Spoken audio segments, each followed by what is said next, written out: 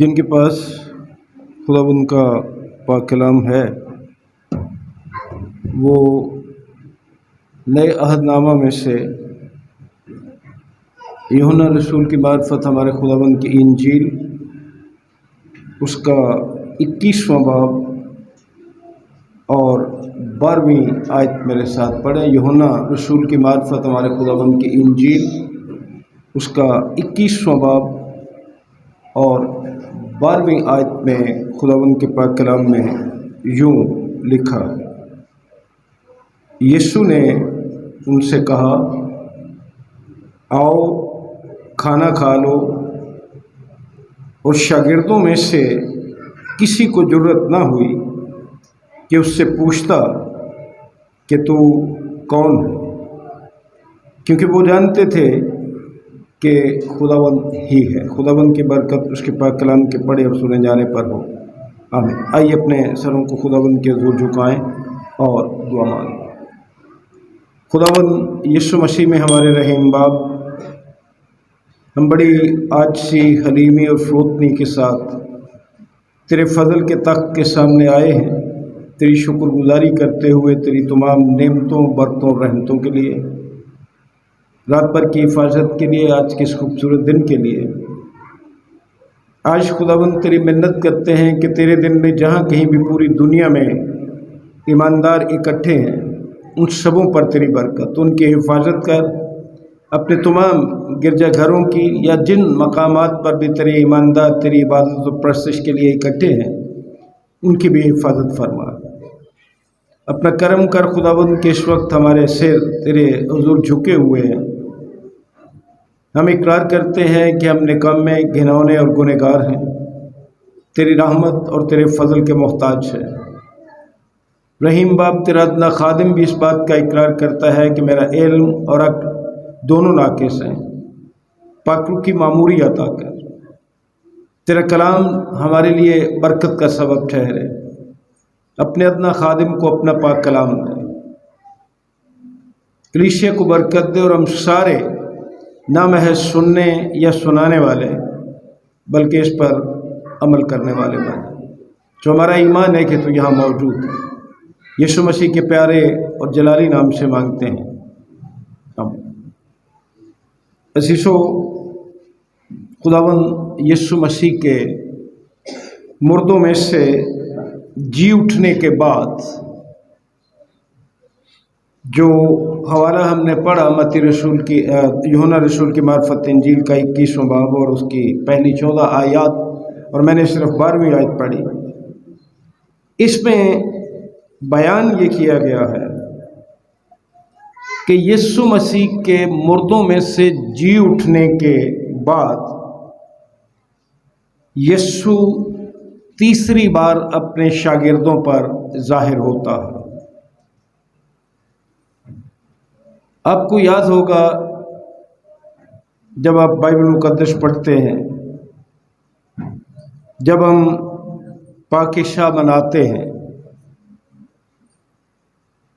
تو خداوند یسوع مسیح نے اپنے پکڑوائے جانے اور مصلوب کیے جانے سے پہلے اپنے شاگردوں کے ساتھ شام کا کھانا کھایا تھا، جسے ہم پاکشاہ یا عشاء ربانی بھی کہتے ہیں۔ اور مردوں میں سے جی اٹھنے اور اپنے آسمانی باپ کے پاس جانے سے پہلے تبریاس کی جھیل کے کنارے جو شاگرد موجود تھے، انہیں خداوند صبح کا کھانا کھانے کی دعوت دیتا۔ پھر غور سے سنیے، پکڑوائے جانے اور مارے جانے سے پہلے وہ شام کا کھانا اپنے شاگردوں کے ساتھ کھاتا ہے، اور جب تیسری مرتبہ اپنے شاگردوں پر ظاہر ہوتا ہے تو صبح کا کھانا ان 7 شاگردوں کے ساتھ کھاتا ہے جن کا یہاں ذکر کیا گیا ہے۔ آج اس واقعے سے جب خداوند نے اپنے شاگردوں سے کہا، آؤ کھانا کھا لو۔ آج میرا موضوع یہ ہے یسوع مسیح کے ساتھ صبح کا کھانا۔ اس میں جو پہلی بات آپ تک پہنچانا چاہتا ہوں وہ یہ ہے کہ فرما برداری برکت کا سبب بنتی ہے یا فرما برداری برکات لاتی ہے۔ اگر ہم پہلی آیت سے چھٹی آیت تک دیکھیں تو وہاں ہمیں پتہ چل جاتا ہے، میں صرف چوتھی آیت سے پڑھ رہا ہوں، اور صبح ہوتے ہی یسوع کنارے پر آ کھڑا ہوا، مگر شاگردوں نے نہ پہچانا کہ یہ یسوع ہے۔ بس یسوع نے ان سے کہا، بچوں تمہارے پاس کچھ کھانے کو ہے؟ انہوں نے جواب دیا کہ نہیں۔ اس نے ان سے کہا، کشتی کی داہنی طرف جال ڈالو تو پکڑو۔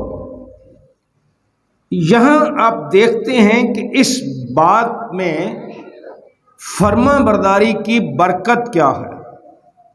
اور جب ہم نے پچھلے اتوار یوحنا ہی کی انجیل کے 20ویں باب کی چند آیات پر غور کیا تھا تو میں نے تب بھی گزارش کی تھی کہ یوں محسوس ہوتا ہے کہ یوحنا رسول اپنی انجیل کا اختتام 20ویں باب ہی میں کرنا چاہتا ہے، لیکن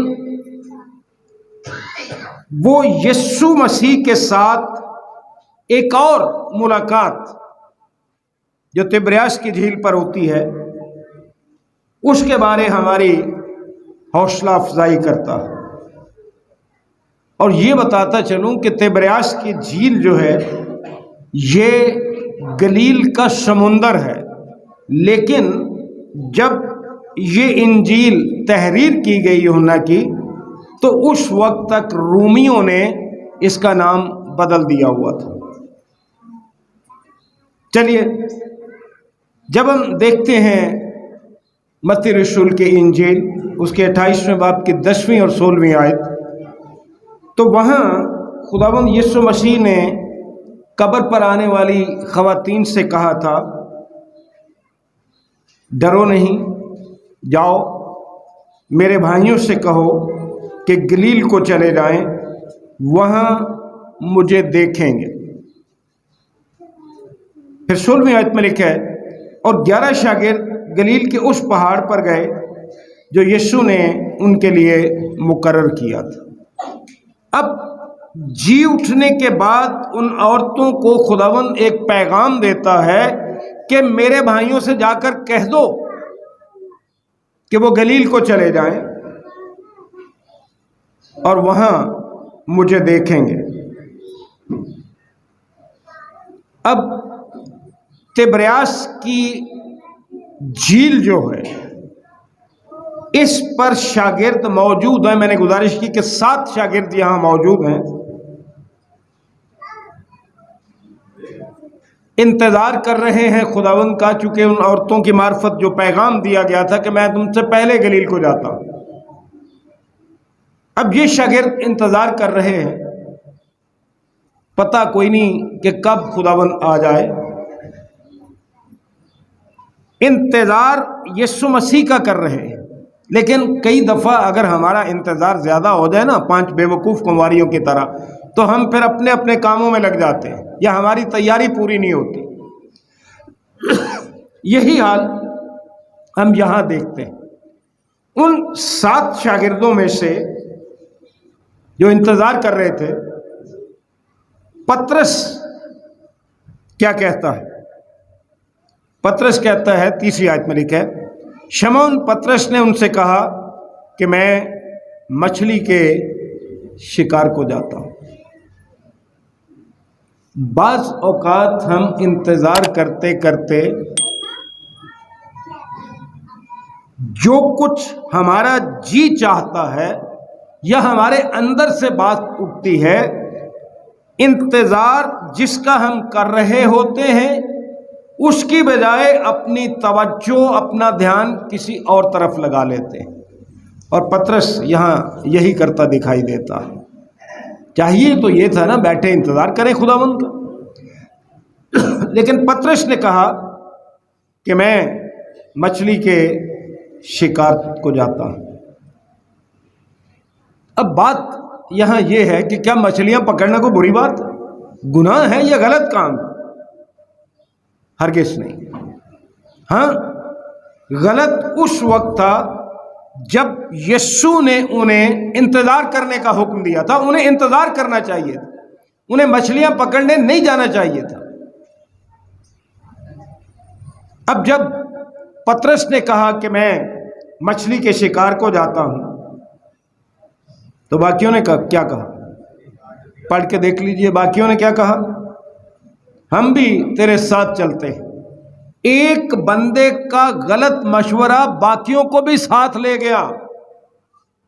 یہ اس لیے اس وقت مچھلیاں پکڑنا غلط ہو گیا کیونکہ خداوند کا انتظار کرنا چاہیے تھا۔ ایک بندے کے دل میں یہ بات اٹھی کہ میں مچھلی کے شکار کو جاتا ہوں، وہ باقیوں کو بھی ان کے دل میں بھی آئی، ہم بھی تیرے ساتھ چلتے ہیں۔ آپ دیکھ سکتے ہیں کہ پطرس کی بے صبری دوسروں کے لیے بھی ٹھوکر کا سبب بن گئی،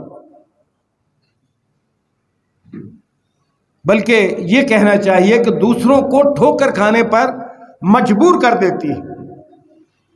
اور ایک بات یاد رکھیں، نافرمانی جو ہے یہ ہمیشہ ساتھ چاہتی ہے، صحبت چاہتی ہے،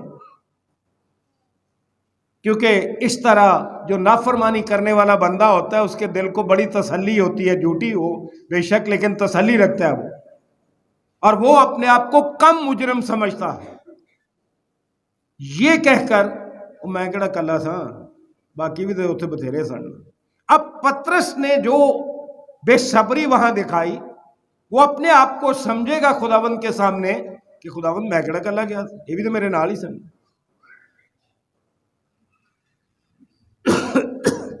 اور جس طبیعت اور جس مزاج کے آپ لوگ ہوتے ہیں، ہم چاہتے ہیں کہ ہمارے ارد گرد بھی اسی مزاج اور اسی طبیعت کے لوگ ہوں، اور ہم اپنے مزاج کے لوگوں میں گھرا رہنا پسند کرتے ہیں۔ اگر آپ ایماندار ہیں تو آپ چاہیں گے کہ آپ ایمانداروں کی صحبت میں رہیں، ان کی رفاقت میں رہیں، ان میں گھرے رہیں، اور اگر آپ خدا کے نافرمان ہیں، بے ایمان ہیں، تو آپ کی سنگت انہی کے ساتھ ہوگی جو خدا کے نافرمان ہیں، جو خدا کی مرضی پر نہیں چلتے، کیونکہ اس طرح انسان اپنے آپ کو بڑا پرسکون یا آرام دہ محسوس کرتا ہے اپنی ایسی محفل ڈھونڈ کے۔ اب کلام مقدس یہ بتا رہا ہے کہ جب وہ کشتی پر گئے مچھلی کے شکار کو، تو ساری رات انہوں نے کچھ نہیں پکڑا۔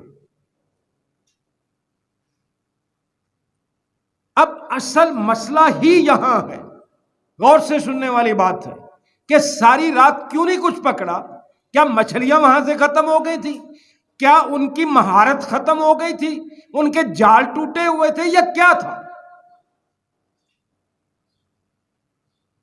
وجہ یہ تھی کہ جب خداوند یسوع مسیح نے انہیں بلایا تھا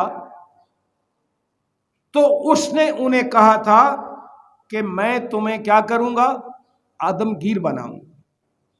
آدمگیر بننے کے لیے خداوند نے بلایا تھا، لہذا پوری رات مچھلیاں نہ پکڑنا ان کی ناکامی کو واضح کر دیتا۔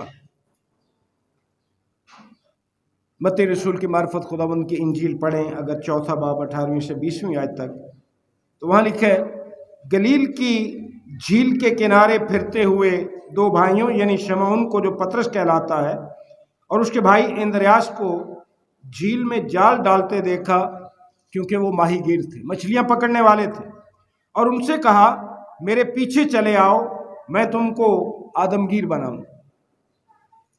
وہ فوراً جال چھوڑ کر اس کے پیچھے ہو لیے۔ اب چوتھی آیت یہ بتاتی ہے، میں نے بتایا آپ کو کہ خداوند نے انہیں آدم گیر ہونے کے لیے بلایا تھا۔ چوتھی آیت میں لکھا ہے، اور صبح ہوتے ہی یسوع کنارے پر آ کھڑا ہوا، مگر شاگردوں نے نہ پہچانا کہ یہ یسوع۔ جب انہیں گلیل کا پیغام دیا گیا تھا، انہیں اندازہ تو لگانا چاہیے تھا نا کہ ہمیں پیغام دیا گیا تھا کہ گلیل کو چلے جائیں۔ کیا انہیں اس بات کی توقع نہیں کرنی چاہیے تھی کہ یہاں خداوند یسوع مسیح آئے گا؟ کیونکہ انہیں تو پیغام ہی یہ ملا تھا، دیکھو وہ تم سے پہلے گلیل کو جاتا ہے۔ اب خداوند ان سے ایک سوال کرتا ہے۔ سوال کیا ہے؟ بچوں، تمہارے پاس کچھ کھانے کو ہے؟ کیا مطلب تھا خداوند کا؟ خداوند ان سے پوچھ رہا ہے، ساری رات تم نے جال ڈالے ہیں تو کوئی مچھلی بھی پکڑی ہے کہ نہیں؟ جواب کیا تھا؟ نہیں، کوئی نہیں پکڑی۔ اب خداوند یسوع مسیح یہ پوچھنے کے باعث انتظار کر رہا تھا کہ وہ اپنی ضرورت کو محسوس کریں اور اس بات کا احساس بھی کریں کہ اے یسوع تیرے بغیر ہم ناکام ہو گئے۔ وہ اپنی ضرورت کا بھی احساس کریں، تمہارے پاس کچھ کھانے کو ہے؟ جواب ملا نہیں۔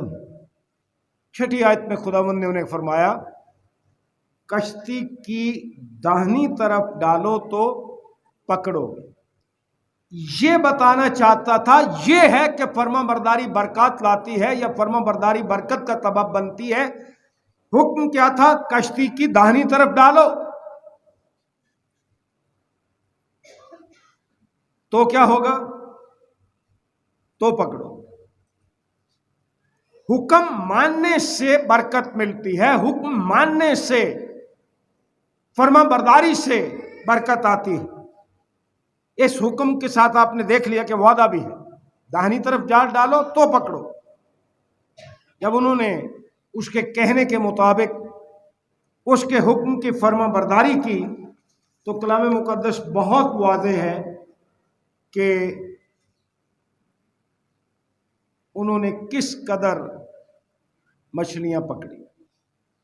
اب خداوند انہیں یہ بات بھی سکھانا چاہتا تھا جو مسیحی خدمت کی آج میرے لیے اور آپ کے لیے تصویر ہے۔ یہ ہماری مسیحی خدمت کی عکاسی ہے، یہ بات کہ خداوند انہیں بتا رہا ہے کہ خدمت میں کامیابی ان کی فصاحت کہ وہ کتنا پڑھے ہیں، کتنی بہتر تقریر کر سکتے ہیں، کتنا بہتر انداز میں پیغام دے سکتے ہیں، یا روانی سے بولنے یا ان کی ترغیب یا قائل کرنے یا کسی اور چیز میں نہیں ہے، بلکہ صرف اور صرف خداوند کی خود مختار قوت میں۔ یہ ہے خدمت کی تصویر دراصل، اور یہی کچھ ان کے ساتھ اگر آپ مقدس لوکا کی معرفت انجیل کا 5واں باب پڑھیں گے نا تو وہاں پہلے بھی ان کے ساتھ یہی کچھ ہو چکا تھا۔ مقدس لوکا کی معرفت خداوند کی انجیل اس کا 5واں باب اور پہلی آیت سے 11ویں آیت تک اگر آپ دیکھیں تو وہاں آپ کو پتہ چل جائے گا کہ یہ ان کے ساتھ پہلے بھی ہوا تھا۔ صرف ایک دو آیتیں پڑھ دیتا ہوں۔ 30ویں آیت سے لے کے، اور اس نے ان کشتیوں میں سے ایک پر چڑھ کر جو شمع ان کی تھی اس سے درخواست کی کہ کنارے سے ذرا ہٹا کر لے چل، اور وہ بیٹھ کر لوگوں کو کشتی پر سے تعلیم دینے لگا۔ جب کلام کر چکا تو شمع ان سے کہا، گہرے میں لے چل اور تم شکار کے لیے اپنے جال ڈال۔ شمع نے جواب میں کہا، اے استاد، ہم نے رات بھر محنت کی اور کچھ ہاتھ نہ آیا، مگر تیرے کہنے سے جال ڈالتا۔ جب اس کے کہنے، اس کی فرما برداری کی جائے، اس کا حکم مانا جائے تو پھر لکھے یہ کیا، اور وہ مچھلیوں کا بڑا غول گھیر لائے اور ان کے جال ہٹنے لگے۔ یہ پوری آیات پڑھ کے دیکھ لیجیے۔ اب ویسے ہی کلام مقدس یہ بھی بتاتا ہے، یہ شاگردوں کے لیے ایک طرح سے یاد دہانی تھی۔ اور اگر مقدس لوکا کی انجیل کے 5ویں باب کی 10ویں آیت اگر دیکھیں تو وہاں لکھے، اور ویسے ہی زبدی کے بیٹے یعقوب اور یوحنا بھی جو شمعون کے شریک تھے حیران ہوئے۔ یسوع نے شمعون سے کہا، خوف نہ کر، اب سے تو آدمیوں کا شکار کیا کرے۔ یہ ان کے لیے یاد دہانی تھی کہ تمہیں کس کام کے لیے بلایا گیا، اور یہ یاد دہانی بھی تھی کہ ایک دفعہ پہلے بھی تم رات بھر مچھلیاں پکڑتے رہے ہو، کچھ نہیں پکڑا۔ اس وقت کس نے کیا تھا؟ یسوع نے کیا، اور آج بھی ان کے لیے یاد دہانی یہی تھی۔ اب ایک اور بات یہاں آپ کو بتا دوں کہ یہ معجزہ کہ داہنی طرف جال ڈالو تو پکڑو گے، اگر شاگردوں کو پتا ہوتا کہ ادھر مچھلیاں تو ساری رات ایسی خالی رہتی۔ یہ خداوند کی قدرت ہے، وہ خدا ہے، اس کی الوہیت واضح ہوتی ہے کہ انسان، وقت، پانی اور پانی کے اندر کی مخلوقات بھی اس کے تابع ہے۔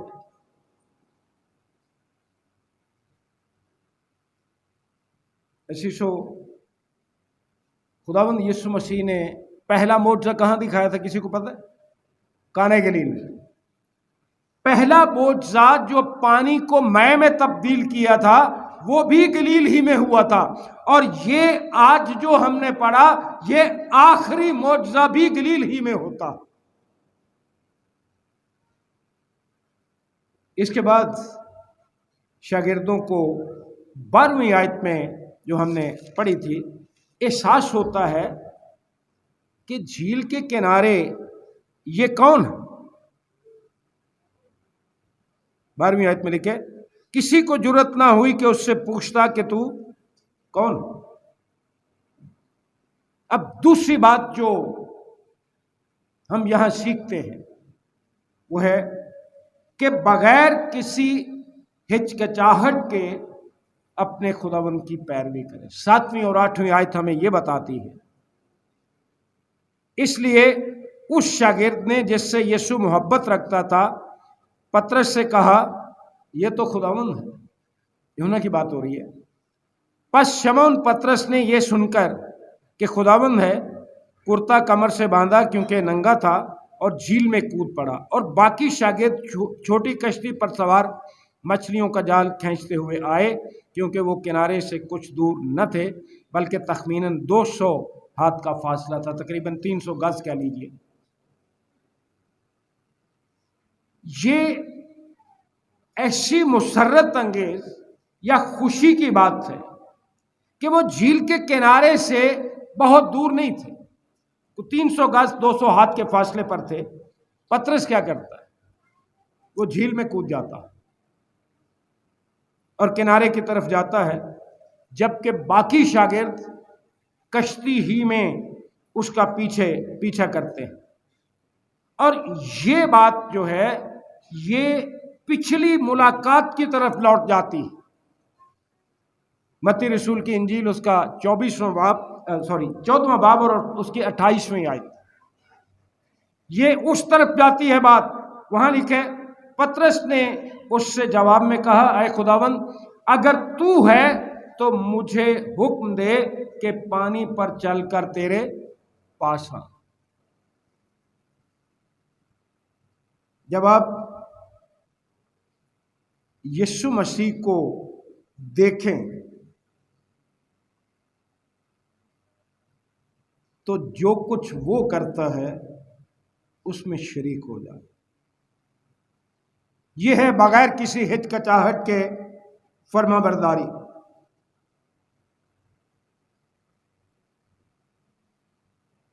اب جیسا پطرس اس وقت کرتا ہے کہ اے خداوند اگر تو ہے تو مجھے حکم دے کہ پانی پر چل کر تیرے پاس آؤں، اس دفعہ نہیں کرتا۔ اس دفعہ بغیر کسی ہچکچاہٹ کے پانی میں اتر جاتا.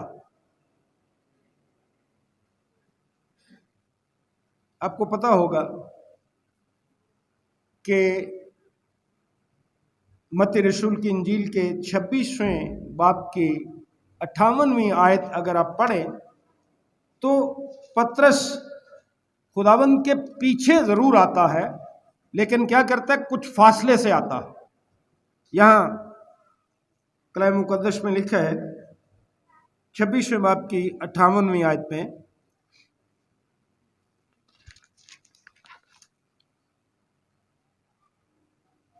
اور پترس دور دور اس کے پیچھے پیچھے سردار کاہن کے دیوان خانے تک گیا. تب پترس دور دور رہ کر خداوند کے پیچھے جاتا. اور پھر کیا ہوتا؟ دور رہنے کا نتیجہ کیا ہوتا؟ کہ پترس اپنے خداوند کا انکار کر جاتا.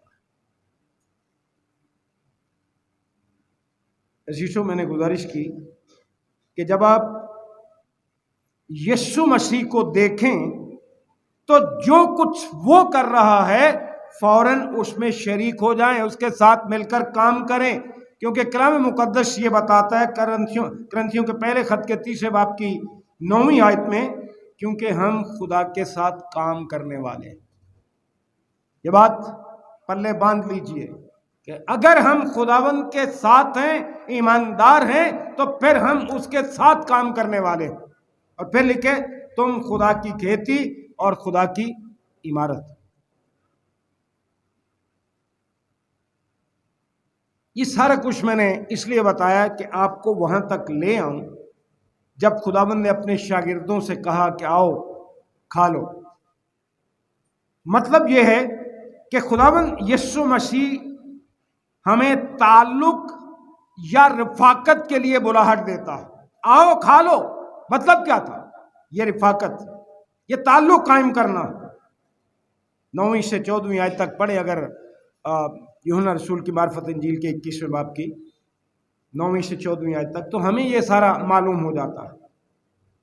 اب یسوع مسیح اس تعلق کے لیے، اس رفاقت کے لیے اور پترس کے ساتھ ایک اہم گفتگو کی پہلے ہی تیاری کر چکا تھا.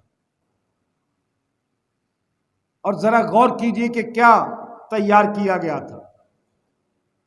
یہ آیات جب آپ پڑھتے ہیں تو وہاں لکھے کوئلوں کی آگ. خداوند ان کے لیے یہ پہلے ہی تیاری کر چکا. اور یہاں کوئی لکڑی نہیں ہے جو پہلے سے پڑی ہوئی ہو. کوئلوں کی آگ، کوئلوں سے نیچرلی قدرتی طور پر ہاتھ گندے بھی ہوتے ہیں. میں یقین جانیے زندگی میں پہلی بار میں نے یہ غور کیا کہ جہاں اس نے میری اور آپ کی خاطر اتنا دکھ اٹھایا،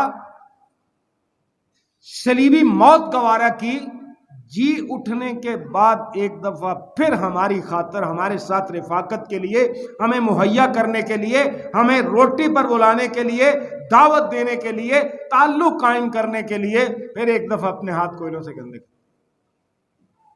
آگ چلی ہوئی، کوئلوں ہیں، کوئلوں کی آگ ہے، اور وہ ارادتاً یہ کرتا. تعلق یا رفاقت جو ہے اس میں ارادہ شامل ہوتا.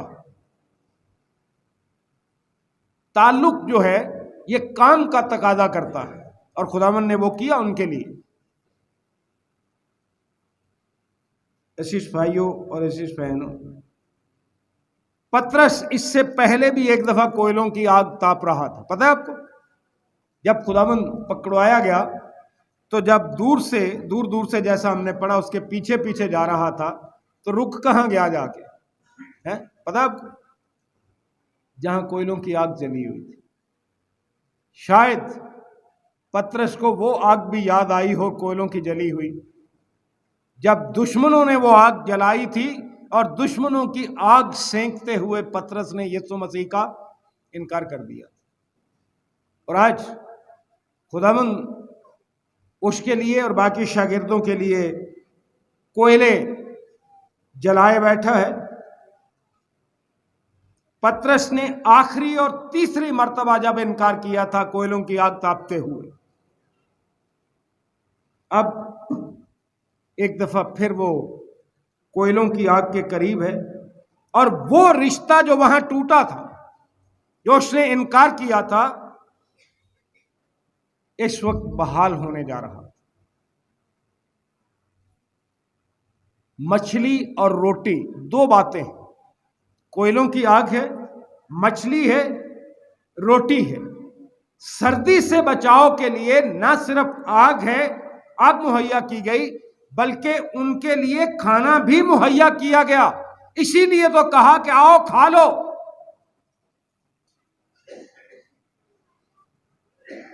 जिस काम के लिए शागिर्दों ने सारी रात मेहनत की थी, खाने के लिए, मछलियां पकड़ने के लिए, वो यीशु ने उनके लिए पहले ही तैयार करके रखा हो। उसने उन्हें वो कुछ मुहैया कर दिया जिसकी उन्हें जरूरत थी और जिसकी उनके पास कमी थी। आज अपनी जिंदगी में देखिए कि आपकी जिंदगी में किस चीज की कमी है, किस काम के लिए आप जिद्दोजहद कर रहे हैं। अगर आप खुदावंद का इंतजार करें, तेल पानी दियां बोतलां फड़ के इधर उधर धक्के ना खांदे फिरो, कबरां ते ना जाओ, जाग के बुतां ते मूर्तियां दे दुपट्टे ते चादरां ना चढ़ांदे फिरो। अगर आप खुदावंद का इंतजार करें तो वो आपकी अपने ठहराए हुए वक्त पर हर जरूरत को पूरा कर दे। आज खुदावंद यीशु मसीह आपको और मुझे दावत दे रहा है, आपको और मुझे बुला रहा है। जो कुछ भी आपके पास है खुदावंद के पास ले आए। वो इसे अपने जलाल के लिए इस्तेमाल कर सकता है। 5 रोटियों और 2 मछलियों का वाक़या याद है? एक छोटे बच्चे से रोटियां ली गई और यहां भी खुदावंद ने उन्हें यही कहा था। अगरचे शागिर्द कोयलों की आग और उस पर रखी हुई मछली और रोटी देखते हैं, फिर भी खुदावंद उन्हें कहता है, जो मछलियां तुमने अभी पकड़ी हैं उनमें से कुछ लाओ। 10वीं आयत। खुदावंद चाहता है कि जो हमारे पास है उसकी खिदमत के लिए लाएं, ताकि वो उसे अपने जलाल के लिए इस्तेमाल करें। न सिर्फ अपने जलाल के लिए बल्कि हमारी बरकत के लिए। और आयत नंबर 11 जो है, इसके बाद पतरस जाता है और मछलियों से भरा हुआ जाल खींचता है। और जब मछलियां गिनी जाती हैं तो उनकी तादाद 153 होती है। बहुत सी वजूहात हो सकती हैं 153 मछलियों की, लेकिन एक जो खास वजह नजर आ सकती है वो ये है कि 153 मछलियां जाल में आने के बावजूद मुजजाना तौर पर ना जाल फटा ना जाल टूटा। अब जहां तक गिनती का ताल्लुक है, पतरस चूंकि माहीगीर था और माहीगीरों के लिए मछलियों की, पकड़ी हुई मछलियों की गिनती बड़ी जरूरी होती है। क्यों जरूरी होती है? वाला वेचन लग्या को भाव, कोई वजन का हिसाब, कोई तादाद का हिसाब, या जे कोई 4 साथी हो तो फिर वंडन का मुनाफा हिसाब, इस वास्ते गिनी गई होंगी। वरना ये बताने काफी था कि जाल नहीं टूटे थे, जाल नहीं फटे। बहरहाल 153 का मुकाशवा जो है या 153 का खुदावंद जानता है, जो हमें समझ आती है वो यही कुछ है।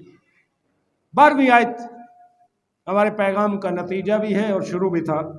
क्या खूबसूरत अल्फाज है। यीशु मसीह ने उन्हें अपने साथ रिफाकत की दावत दी, आओ। आज हमें भी दावत देता। एक तो उसने फरमाया कि ऐ थके मांदे और बोझ के दबे हुए सब लोगों मेरे पास आओ।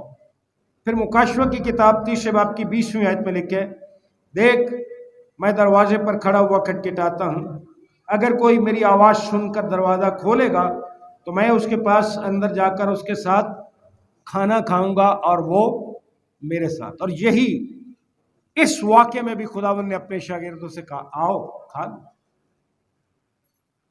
ऐसी 13वीं और 14वीं आयत जो इस बाब की है, यीशु बतौर मेज़बान उस शाम अंगूर का शीरा और रोटी ली, उसके बदन की एलामत। उस शाम भी वो मेज़बान ही बना और अपना बदन और अपना खून दे दिया। और यहाँ भी खुदावंद उनका मेज़बान बनता है, उन्हें खाना पेश करता है। और यूहन्ना रसूल हमें ये एक मर्तबा फिर याद दिलाता है कि मुर्दों में से जी उठने के बाद ये तीसरी बार है जब वो शागिर्दों के एक हिस्से पर गिरोह के तौर पर जाहिर हुआ। मैंने पहले ही बताया था कि 7 शागिर्द थे और इस बात की भी ये यकीन दहानी थी। एक और बात यहाँ वाज़ेह हो जाती है। मत्ती रसूल की मार्फत इंजील 14 बाब और 26वीं आयत देखिए क्या लिखा हुआ है। तब शागिर्दों ने क्या समझा था और आज उन पर क्या वाज़ेह हो रहा है। मत्ती रसूल की मार्फत खुदावंद की इंजील 14 बाब 26वीं आयत में लिखा है, शागिर्द उसे झील पर चलते हुए देखकर घबरा गए और कहने लगे कि भूत है और डर कर चिल्ला उठे। आज खुदावंद उनको याद दहानी करा रहा है कि वो हकीकी है, यीशु हकीकी है, वो भूत या महज वहम नहीं है जिस तरह उस वक्त उन्होंने सोचा था। तो मेरे अजीज बहनों और भाइयों, इससे कुछ फर्क नहीं पड़ता कि आप खुदावंद से कितनी दूर जा चुके हैं। वो हमेशा किनारे पर खड़ा हुआ आपका इंतज़ार करता है कि आप वापस आए। जिन्होंने तौबा की उनके लिए शुक्रगुजारी करते हैं खुदावंद की। जिन्होंने तौबा नहीं की वो आज भी उन्हें उसके पास आने की दावत देता है और रिफाकत और ताल्लुक़ की दावत देता है। वो खड़ा आपका इंतज़ार कर रहा है। क्या आप यीशु मसीह की फर्माबरदारी करेंगे? क्या उसके पीछे चलेंगे और आज उसकी दावत को कबूल करेंगे? खुदावंद हम सबको ऐसा ही करने का फजल अता करे। दुआ मांग। खुदावंद यीशु मसीह में हमारे रहीम बाप, तेरा शुक्र, तेरी तारीफ़ करते हैं तेरे फजल के लिए, प्यार और मोहब्बत के लिए, शफ़क़त, रहमत और परवरदिगारी के लिए, तेरे पाक कलाम के लिए जो तेरे नबियों, रसूलों और मुक़द्दसीन की मार्फत हम तक पहुँचा। जो कुछ हमने तेरे पाक कलाम में से सुना है उस पर अमल करने की तौफीक दे। हमें सिखा कि हम बग़ैर किसी हिचकिचाहट के तेरी पैरवी करें। रहीम बाप, फर्मा बरदारी करना सिखा। बख्श दे कि तेरी दावत को कबूल करें और तेरे पास आएँ, उस ताल्लुक़ में रहें जो तू हमारे साथ कायम करना चाहता। यीशु मसीह पर निगाह लगाए रखने का फजल अता कर। हमारी ज़िंदगी के एक एक पहलू से तेरा जलाल ज़ाहिर। हम घटें तू बढ़े। हमारी ज़िंदगी के एक एक पहलू से तेरे नाम को इज़्ज़त और जलाल मिले। इबादत के बकिया हिस्से में हमारे साथ हो, यीशु मसीह के नाम से आमीन।